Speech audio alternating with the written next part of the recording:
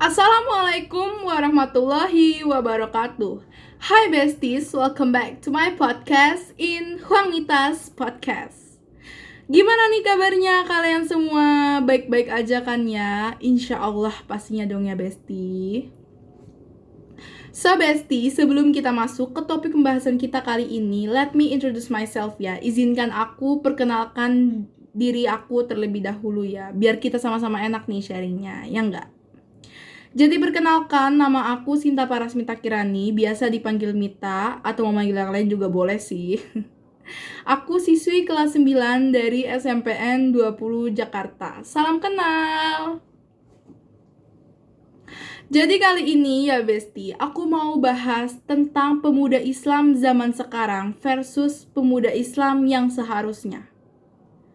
Kalau kalian dengar kata pemuda Islam zaman sekarang, apa sih yang langsung kalian pikirin? Apa sih yang langsung terlintas gitu di dalam benak kalian? Kalau aku personally ya, aku agak miris ngeliat pemuda Islam zaman sekarang. Aku agak sedih ngeliat pemuda Islam zaman sekarang. Karena kayak gimana ya? Pemuda Islam zaman sekarang itu kebanyakan ya Besti, sangat menyimpang dari ajaran-ajaran Islam. Sangat menyimpang dari kata pemuda Islam yang seharusnya. For example ya Besti, contohnya. Kalian pastinya sering kan ya ngelihat fashion muda zaman sekarang, ngelihat busana-busana anak-anak muda zaman sekarang kalau lagi kalian ke mall atau lagi keluar atau lagi hangout gitu. Gimana sih busananya? Makin ngadi-ngadi nggak sih? Makin aneh-aneh aja gitu busananya. Kalau menurut aku sih gitu ya. Iya sih, mereka pakai kerudung, iya. Mereka pakai jilbab, iya. Tapi apakah aurat kita hanya sebatas di rambut saja? Mereka pakai jilbab, tapi lengan bajunya mereka tekuk sampai ke siku sini. Mereka pakai jilbab, tapi celananya ngatung, sudah ngatung celananya robek-robek pula. Mana jilbabnya tidak menutupi dada. Apakah itu yang diajarkan Islam kepada kita? Apakah itu firman Allah Subhanahu wa Ta'ala kepada kita, Besti? Bahkan nih ya, aku sering ngelihat mereka yang bajunya harusnya sudah rapi, sudah bagus, sudah baik. Kayak misalnya baju-baju seragam yang sehari-hari kita pakai lah buat sekolah gitu kan. Tapi ya mereka dengan sengaja mereka jahit lagi bajunya, mereka jahit lagi roknya sampai ketat banget. Itu tuh apa nggak sesek napasnya? Apa nggak bisa napas lega gitu loh? Itu apa jalannya bisa? Itu sampai ketat banget loh. Kayak, wah keren banget sih bisa sampai jalan seketat itu gitu loh. Tapi kembali lagi ke pertanyaannya, apakah itu yang diajarkan Islam kepada kita? Ada lagi Besti, yang di sekolahnya pakai kerudung, yang di sekolahnya pakai jilbab rapi, tapi pas lagi di luar ngapain mereka? Pas lagi di luar mereka copot kerudungnya, mereka copot jilbabnya. Serendah itukah penutup kepala kita ini? Serendah itukah penutup aurat kita ini di mata mereka? Sampai mereka berani copot lepas kayak gitu coba. Ya Allah, astagfirullahalazim. Firman Allah Subhanahu wa Ta'ala dalam surat Al-Ahzab ayat 59 yang artinya, wahai Nabi, katakanlah kepada istri-istrimu, anak-anak perempuanmu, dan istri-istri orang mukmin, hendaklah mereka menutupkan kerudungnya, menutupkan jilbabnya ke seluruh tubuh mereka. Yang demikian itu agar mereka lebih mudah dikenali, sehingga mereka terlindungi dan tidak diganggu. Dan Allah Maha Penyayang, Maha Pengampun. Gimana Besti? Sudah tertulis jelas kan ya di Al-Quran? Jelas banget gak sih? Terus Kenapa sih mereka? Atau bahkan gak usah jauh-jauh mereka deh, kita ya, kita tuh masih sering melakukan hal-hal itu. Masih sering begitu gitu kadang-kadang ya. Masih sering hilaf melakukan hal-hal itu. Tapi semoga ya Besti, kita selalu dijauhi dari hal-hal seperti itu ya Besti. Amin, amin, amin ya Rabbal Alamin. Ada lagi Besti, yang katanya Islam ya, tapi kok meminum alkohol. Bukankah itu haram? Tapi kok masih diminum?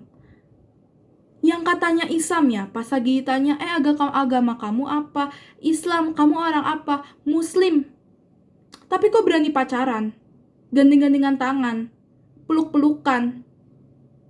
Bahkan ya, tidak sedikit dari mereka yang sudah berani melakukan hubungan intim. Hubungan yang seharusnya dilakukan oleh suami dan istri yang sudah muhrim. Padahal ya, mereka muslim. Iya, mereka muslim.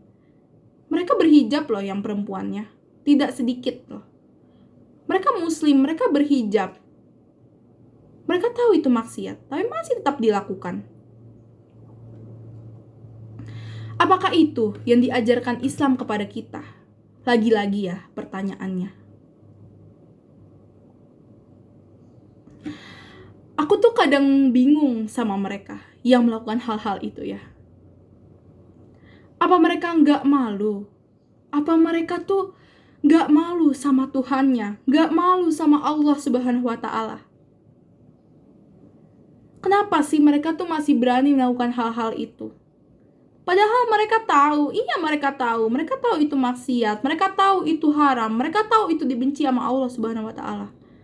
Mereka tahu itu semua, tapi mereka masih tetap melakukan itu tanpa mereka berpikirkah itu Allah melihat loh, Allah mendengar apa yang mereka lakukan. Mereka tetap melakukan itu. Terkadang ya Besti, mereka yang melakukan itu lebih memilih malu kepada temannya, malu kepada manusia lain, daripada malu kepada Tuhannya sendiri. Na'udzubillah min zalik. Sekarang ya, kalau ditanya, bagaimana sih pemuda Islam yang seharusnya? Apa yang kalian pikirkan? Apa yang langsung terlintas di benak kalian lagi-lagi ya? Pemuda Islam yang seharusnya, udah tentu dong, bukan yang tadi aku jelaskan di atas, bukan yang tadi aku jabarkan di atas, ya kan ya? Pemuda Islam yang seharusnya itu ya, berakhlak baik, bertutur kata yang sopan, ya nggak sih?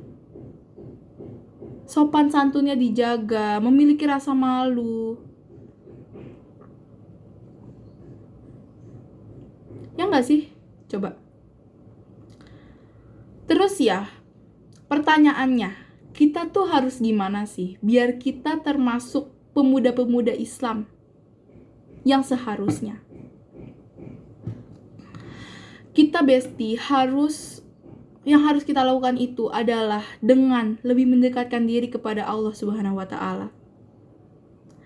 Dengan beribadah kepada Allah Subhanahu wa Ta'ala, sholat, mengaji, berzikir, senantiasa kepada Allah Subhanahu wa Ta'ala. Agar kita senantiasa dirahmati Allah, dilindungi dari segala-segala hal yang berbau-bau maksiat, dan yang paling penting ya, hati kita menjadi bersih Besti. Selain itu ya, kita juga harus menjaga pergaulan yang baik, mencari teman-teman yang baik. Teman yang baik tuh kayak gimana sih? Teman yang baik itu adalah teman yang dapat membawa kita menjadi pribadi yang lebih baik lagi, yang dapat membawa kita, dapat mengajarkan kita menjadi teman yang lebih baik lagi, menjadi manusia yang lebih baik lagi. Bukan malah teman yang mengajak kita, menjerumuskan kita ke arah maksiat Besti. Carilah teman-teman yang mengajak kita mengaji contohnya. Ayo ngaji yuk ntar malam gitu. Ayo kita sholat berjamaah di masjid yuk habis maghrib nanti gitu. Daripada teman yang ngajakin minum minuman alkohol, merokok. carilah teman yang baik ya Besti. So Besti, ternyata kebanyakan pemuda Islam zaman sekarang itu sangat menyimpang dari ajaran Islam yang seharusnya, bukan dari pemuda Islam yang seharusnya, ya enggak? Jadi Besti, kita itu sebagai, gimana sih caranya biar kita masuk golongan Islam yang seharusnya itu? Kita itu ya harus senantiasa beribadah kepada Allah, sholat, mengaji, melaksanakan sunnah-sunnah Rasul yang sudah diajarkan, menjaga pergaulan yang baik, agar kita senantiasa terhindar dari hal-hal maksiat ya Besti. Amin, amin, amin. Tapi ya Besti, jika misalnya kita punya teman, kita punya kenalan gitu, kita kenal sama dia, tapi dia melakukan hal-hal maksiat, melakukan hal-hal yang tadi aku jelaskan di atas, kita tuh harus bersikapnya tuh kayak gimana sih? Kalau kalian gimana? Atau kalian bakal ninggalin gitu aja? Atau kalian malah kayak ninggalin, atau malah kayak ikutan lah gitu? Tapi kita Besti sebagai teman ya, sebagai teman yang baik, yang tahu mana kebenarannya, yang tahu mana yang benar dan mana yang salah, yang tahu mana yang buruk, mana yang betul. Kita harus berani menasihati dia, menasihati bahwa yang dilakukan oleh dia tuh salah. Karena kita tahu yang benar yang mana, yang salah yang mana. Masalah apakah saran itu akan diterima, akan digubris oleh dia atau tidak, itu urusan nanti Besti. Yang penting tugas kita ya sebagai teman, kalau kita tahu itu salah, kita membilangi dia, kita menegur dia. Jangan malah kita tinggalin dia. Karena ya Besti, apa yang kalian lihat baik di dunia ini tidak akan selamanya baik. Begitupun sebaliknya. Apa yang kalian lihat buruk di dunia ini tidak akan selamanya buruk. Dunia itu memiliki dua sisi. Selalu, segalanya itu memiliki dua sisi. Ada yang baik dan ada yang buruk. Setiap manusia, setiap individu itu memiliki dosanya masing-masing, Besti. Dosa, maksiat, kesalahan yang dia buat hari ini, yang dia perbuat hari ini, yang dia lakukan hari ini. Bisa jadi loh, itu dosa, maksiat, dan kesalahan-kesalahan itu yang akan menuntun dia menjadi pribadi yang lebih baik lagi, menjadi manusia yang lebih baik lagi, menjadi manusia yang lebih dicintai oleh Allah Subhanahu wa Ta'ala. Karena kita membutuhkan kesalahan untuk mengintrospeksi diri kita sendiri, ya enggak?